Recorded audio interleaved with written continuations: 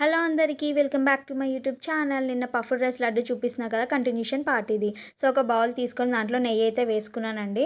ఇక్కడ బెల్లం పాకానికి 1 cup of బెల్లం తీసుకున్నా కదా, అది నెయ్యిలో వేసి పాకం తీస్తున్నా. సో ఇందులో ఎటువంటి వాటర్ అయితే యూస్ చేయలేదు. సో చూస్ చేసుకోండి, టేస్ట్ అయితే బాగుంటుంది ఇలా కూడా. సో దీన్ని కరగబెడుతున్న గ్యాస్ స్టవ్ ఆన్ చేసి. సో పాకం అయితే చూసుకోండి మీరు, కొంచెం ముదురు పాకం వస్తుంది. ఒక గిన్నెలో వేసి పాకం స్ప్రెడ్ అవ్వకుండా గట్టిగా వస్తే చాలు.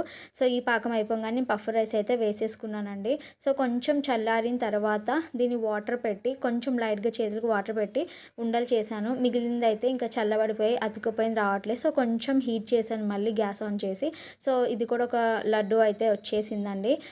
చాలా బాగా వచ్చాయి. సో ఫైనల్లీ నా లడ్డూస్ అయితే వచ్చేసాయి, కానీ కొంచెం పాకం ఎక్కువైంది అనిపించింది. సో మీరు 1 కప్ ఆఫ్ బెల్లానికి 5 కప్స్ ఆఫ్ పఫ్డ్ రైస్ అయితే తీసుకోండి. చాలా బాగుంది టేస్ట్ మాత్రం. సో ఫైనల్లీ నా రెసిపీ